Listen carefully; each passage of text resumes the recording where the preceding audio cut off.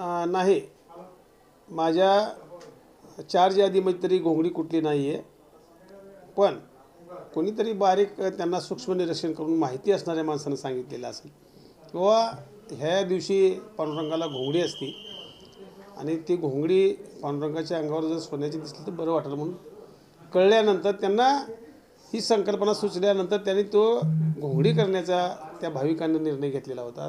त्या पद्धतीने त्यांनी आज 26 जानेवारी निमित्त ते आमच्याकडं घोंगडी अर्पण केलेली आहे। जवळपास त्याचं वजन त्यांच्या सांगण्यावरून 82 तोळ्याचं असं वजन आहे त्याचं। बरं, मला एक सांगा, ही घोंगडीचा वापर कधी होतो आपल्या इथं विठ्ठलाला?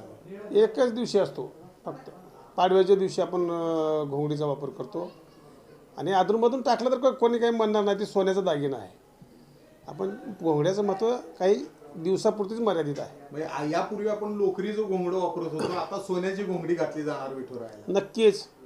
नक्कीच घालणार। एवढं मोठं त्यांनी मनापासून केलेलं आमच्या विठुरायाला दान आहे, ते नक्कीच त्याचं पोशाख परिधान पांडुरंगाला करणार। ज्या पद्धतीचं या अनामिक भक्तांनी आपल्याला ही देणगी दिलेली आहे, आपलं नाव गुपित ठेवायचा प्रयत्न केलेला आहे, काय आपल्याकडे अनेक देणग्या येतात, पण या देणगीचा प्रकार काय म्हणायचं? यापूर्वी त्यांनी अनेक वस्तू दिलेल्या आहेत मंदिराला, पण त्यांचं म्हणणं एकच आहे, आम्ही जे देतो ते आम्हाला बाहेर सांगायचं नाही आहे। तर आम्ही पण म्हणलं की बाबा ठीक आहे, तुमच्या म्हणण्यानुसार आम्ही कोणालाही तुमचं काही बोलणार नाही, आपलं हे मोठेपण आहे। हे प्रतिवर्षी मागच्या वर्षी पण दिलेलं आहे, तसंच यावर्षी पण दिलेलं आहे।